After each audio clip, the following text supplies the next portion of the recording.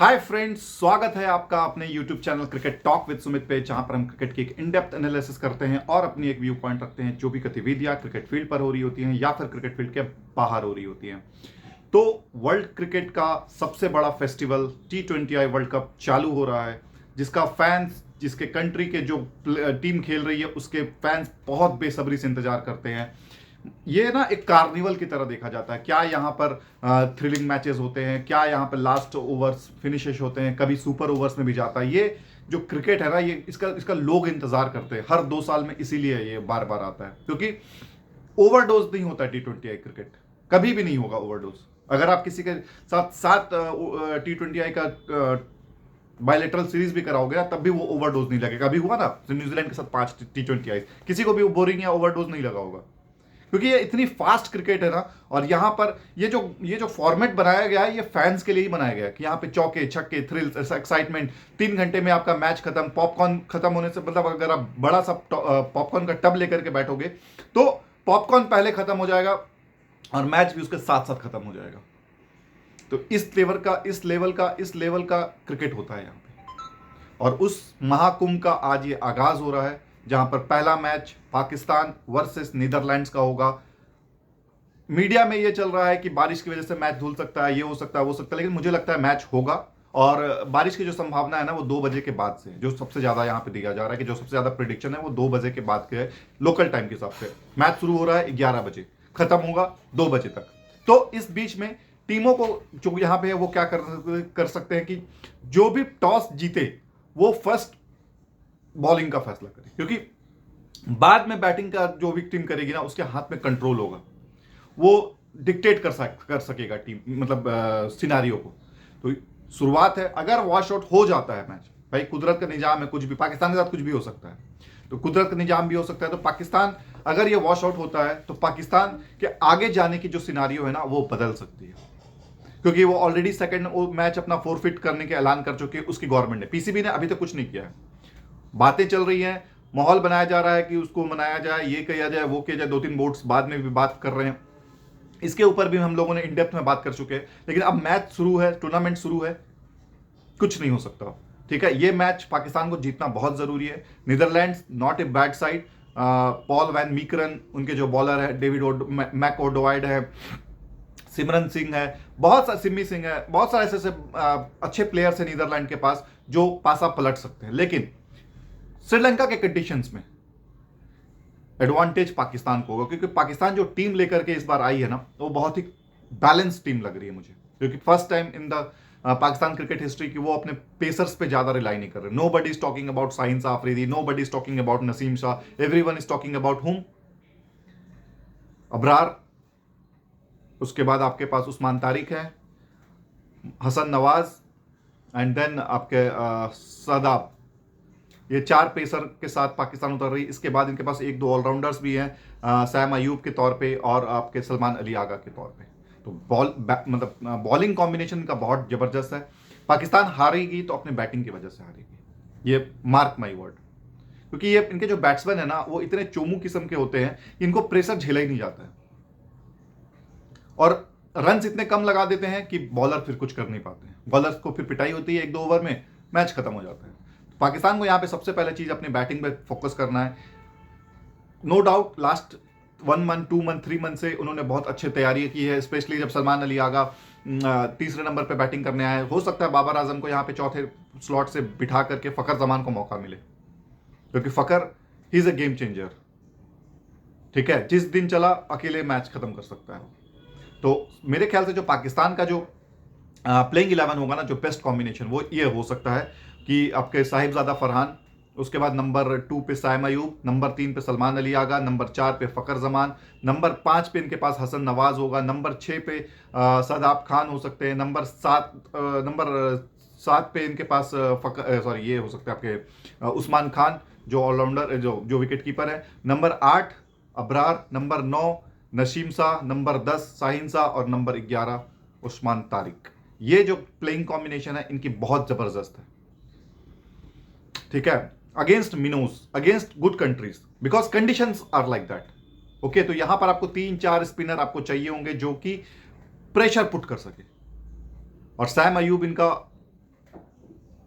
Bowler है। मैं सैम अयूब को एज ए बॉलर ही ट्रीट करता हूं इस टूर्नामेंट में, क्योंकि सैम अयूब ना, इसके पास एक खासियत है, ये पावर प्ले में बॉलिंग करने आता है और मैच को अपने ग्रिप से ज्यादा दूर जाने नहीं था। अगर वो उसकी पिटाई भी हो जाती है ना, तो वो 10 रन एक ओवर में देगा। एक छक्का, एक चौका, चौका लग गया तो 4 बॉल उसके डॉट या फिर सिंगल आती हैं, जो 10-11 पे वो फिनिश कर लेता है। तो ये अच्छी क्वालिटी है। Quality wise he is a very good bowler. उसके पास सारे वेरिएशंस है, सारे उसको पता है कि कैसे बॉल डिप कराना है। बट कभी कभी होता है ना कि जब इनके रन ही बोर्ड पे नहीं लगे होते, तो फिर क्या करेगा कोई भी। रन बनाने बहुत जरूरी है भाई। ठीक है, तो पाकिस्तान की तरफ से तो ये सिनारी हो गया। आज दिन में 3 मैचेस खेलने जाने हैं। दूसरा मैच है वेस्ट इंडीज वर्सेस स्कॉटलैंड। वही स्कॉटलैंड जो बांग्लादेश की जगह पे आई है, वही स्कॉटलैंड जिसका विरोध कर रही थी पाकिस्तान क्रिकेट टीम की, मतलब बांग्लादेश को ना हटाया जाए और स्कॉटलैंड को ना लाया जाए, बांग्लादेश को ही रहने दिया जाए। तो वेस्ट इंडीज वर्सेस स्कॉटलैंड मुझे लगता है एक तरफा मैच होगा, वेस्ट इंडीज खा जाएगी। इनके पास बैट्समैन की, मतलब हिटर्स की लाइन लगी हुई है यार। जेसन होल्डर है, सी होप्स है, हिटमायर है, उसके बाद रोमन पावल है, सरफेन रदरफोर्ड है, उसके बाद इनका रोमारियो शेफर्ड है, 2-3 बैट्समैन बीच में, जॉनसन चार्ल्स है, 2-3 बैट्समैन और भी है इनके पास जो हिटिंग एबिलिटी जबरदस्त लेकर के आते हैं। ठीक है, तो वेस्ट इंडीज बुरी टीम नहीं है। ऑन T20I गेम कुछ भी कर सकती है वेस्ट इंडीज। स्कॉटलैंड को तो धो डालेगी, मुझे जहां तक उम्मीद लग रहा है। थर्ड मैच आज है इंडिया वर्सेस यूएसए की। कुछ लोग बोल रहे हैं ग्रीन कार्ड वर्सेस आधार कार्ड है, फलाना है, ढिमकाना है, क्योंकि सूर्य कुमार यादव के साथ जो यूएसए के कैप्टन है मोनांक पटेल, वो खेल चुके हैं साथ में मुंबई के लिए। सौरभ नेत्रवलकर इंडिया अंडर-19 के लिए खेल चुके हैं, माइग्रेट हुए और वहां पे जाकर यूएसए में बसे और यूएसए के लिए क्रिकेट खेल रहे हैं। तो इंडिया अगर फर्स्ट बैटिंग करती है यहां पे 260-270 का आप टारगेट इजीली एज्यूम कर सकते हो, बिकॉज इंडिया नहीं छोड़ेगी। ये मैच होने जा रहा है आपका ईडन, मुंबई में ही ये मैच है। ठीक है, और वहीं पे ये आगाज होगा। जो दूसरा वाला वेस्ट इंडीज और स्कॉटलैंड वाला मैच है वो आपका ईडन गार्डन्स में है। तो जो तीसरा मैच है वो मुंबई में है। आप ये कह सकते हैं कि जो टूर्नामेंट का आगाज है वो इसी मैच से है। सेरेमनीज रखी गई हैं, कुछ सिंगर्स को भी बुलाए गए हैं, वो सारे आकर के आगाज करेंगे।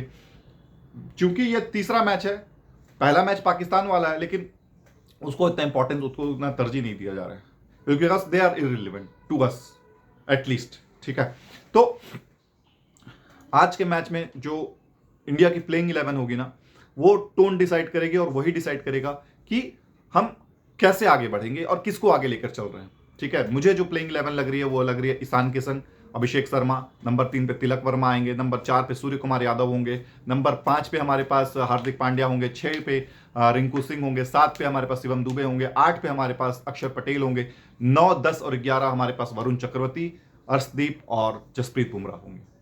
ठीक है, एक इंजरी कंसर्न भी टीम इंडिया के लिए आई है कि हर्षित राणा इस मैच से आउट हो, मतलब इस टूर्नामेंट से आउट हो चुके हैं और मोहम्मद सिराज DSP को वापस लाया गया है। सिराज लास्ट टाइम भी T20I वर्ल्ड कप का हिस्सा थे, लेकिन वो कोई उनको मतलब जो लीग मैचेस है वो मिले थे। जब इंपॉर्टेंट मैचेस, जब हम वेस्ट इंडीज ट्रैवल किए यूएसए से, वहां पर फिर कोई भी मैच नहीं खेला, क्योंकि गेम और सिचुएशन डिमांड थी कि हम 3 या 4 स्पिनर के साथ जाए। ठीक है, तो इस तरीके से सिराज की वापसी हुई है। सिराज, मैं हमेशा मानता हूं कि यार ये ना लंबी रेस का घोड़ा है, और जिस भी दिन ये अपने ऊपर आ गया तो सामने वाली टीम को धराशायी कर। बट हर्षित राणा को हम एज एन ऑलराउंडर देख रहे थे कि वो ऑलराउंडर की मतलब भरपाई जो कोटा है ना वो पूरा कर सकता है। अब यहाँ पे वाशिंगटन सुंदर भी इंजरी कंसर्न है, लेकिन मेरे को लगता है कि जब लेटर ऑन सीरीज पे जाएंगे तब तक वो फिट हो चुके होंगे फुल्ली। ठीक है, तो हर्षित राणा का जाना, अब हम 3 प्लेयर्स का अफोर्ड नहीं कर सकते कि ये तीनों प्लेयर्स इंडियन टीम में इंजरी की वजह से बाहर हो जाए। उनमें से एक है शिवम दुबे, दूसरा है आपके पास हार्दिक पांड्या और तीसरा है अक्षर पटेल। क्योंकि ये तीनों अगर में से किसी में को भी अगर इंजरी होती है ना, तो इनका रिप्लेसमेंट कोई भी नहीं है। आपको फिर कॉम्बिनेशन खराब करना पड़ जाएगा। हो सकता है हम अभी जो हम 8 बैट्समैन के साथ जा रहे हैं और 6 बॉलर के साथ जाते हैं, उस समय फिर हमें 7 बैट्समैन और 5 बॉलर की कॉम्बिनेशन बनानी पड़ेगी, क्योंकि और वो 5 बॉलर होंगे, उसमें से भी 2 आपके ऑलराउंडर्स ही होंगे। ठीक है, तो इस तरीके से अगर हमारी कॉम्बिनेशन टूटती है तो इसका अंजाम क्या हो सकता है, वो 2023 का जो ODI वर्ल्ड कप था वहां पर हमने देख रखा है। तो we can't afford to lose Axar Patel, आपका हार्दिक पांड्या और आपका शिवम दुबे नाउ। तो ये मैचेस ये शुरू हो रही है आज से। सभी मैचेस के बारे में हम अच्छे से विस्तार में डिस्कस करेंगे कि क्या रणनीति रही, किसने कैसा बाजी मारी, पलटी मारी। लेकिन ये जो कार्निवल है ना, ये 1 महीने का पूरा कार्निवल है और 1 महीने तक हम लोग इस कार्निवल को एंजॉय करेंगे, इस कार्निवल के साथ डिस्कस करेंगे और इस कार्निवल पे हम लोग अपनी पॉइंट ऑफ व्यू रखेंगे। बहुत ही मजा आने वाला है, बहुत ही धमाकेदार सीरीज है। मतलब पल पल में यहां पर आपको अपडेट मिलती रहेंगी। बने रहिएगा हमारे साथ। तब तक के लिए आपसे हम इजाजत लेते हैं और मिलते हैं फर्स्ट मैच के फिनिश होने के बाद, उसके ऊपर आकलन करने के बाद। तब तक के लिए अपना बहुत ज्यादा ख्याल रखिए। जय हिंद, जय भारत, वंदे मातरम।